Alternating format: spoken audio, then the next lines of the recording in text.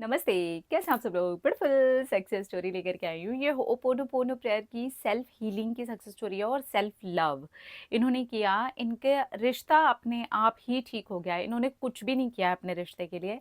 इन्होंने सिर्फ खुद को हील किया है और सेल्फ लव किया है। रिलेशनशिप अपने आप ही ठीक हो गया है। हेलो शांभवी मैम, मेरा नाम डैश है।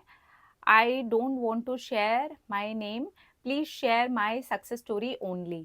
ओके, पक्का। हेलो शांभवी मैम, मैं दिल्ली से हूँ और मेरा रिलेशनशिप 1 साल से बहुत ज़्यादा प्रॉब्लमैटिक हो गया था। हमारा ब्रेकअप हो गया था। हम नो कॉन्टैक्ट में हैं पिछले 6 मंथ से और उसके भी पिछले 6 मंथ से बहुत ज़्यादा लड़ाई और झगड़े और बहुत सारी प्रॉब्लम्स होने के बाद में वो रिश्ता टूटा था। उसके पहले मैंने बहुत कोशिशें की थी अपने पार्टनर को कन्विंस करने की और मनाने की। उनको बहुत बार सॉरी भी बोला था क्योंकि गलती मेरी भी थी बहुत सारी चीज़ों में और उनकी भी थी। लेकिन वो कभी भी ईगो में रह करके मुझसे सॉरी नहीं बोलते थे और कभी भी रिश्ते को बचाने की कोई कोशिश नहीं करते थे। मैं एकदम से टूट गई थी और मुझे लग रहा था कि मैं क्या करूँ? फिर मुझे आपका वीडियो मिला जिसमें मुझे लगा कि मैं तो ऐसे करके अपनी सेल्फ रिस्पेक्ट ही खो रही हूँ और कब तक खोऊँगी? और इसके बाद मेरे पार्टनर ने खुद ब खुद ही मेरे साथ ब्रेकअप भी कर लिया। फिर मैंने अपने आप को हील करने के लिए डिसाइड किया। मैं डिप्रेशन में जा चुकी थी, रात-दिन रोती रहती थी, खाना भी ठीक से नहीं खाती थी।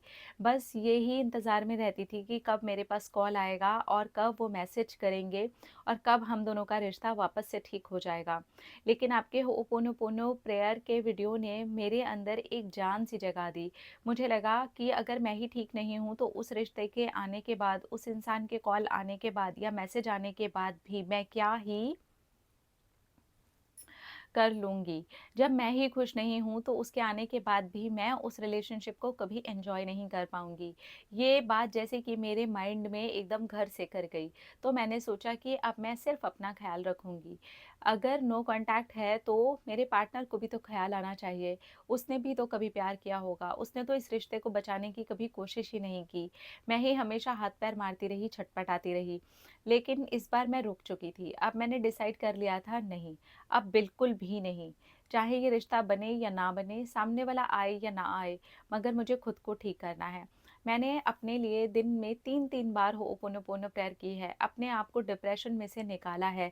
कोई भी दवाई मैंने नहीं खाई है।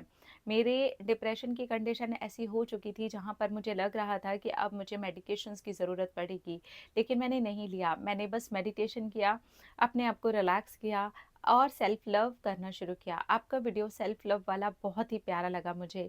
मुझे लगा बिल्कुल सच ही तो बोल रहे हो कि अपने आप से प्यार करना है।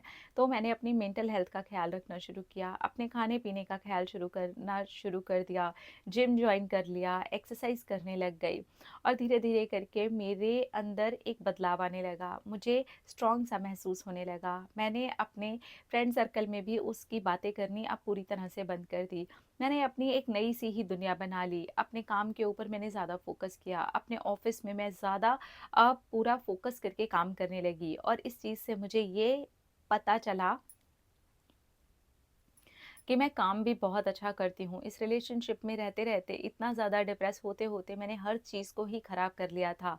अब मैं ये समझ चुकी हूँ कि मैं काम में भी बहुत ज़्यादा तेज़ हूँ, मैं बहुत अच्छे से काम करती हूँ, मैं दिखती भी बहुत ब्यूटीफुल हूँ, मेरे बाल भी बहुत अच्छे हैं, मेरी स्किन भी बहुत अच्छी है, मेरी हेल्थ भी बहुत अच्छी है, मेरी मेंटल हेल्थ भी बहुत अच्छी है।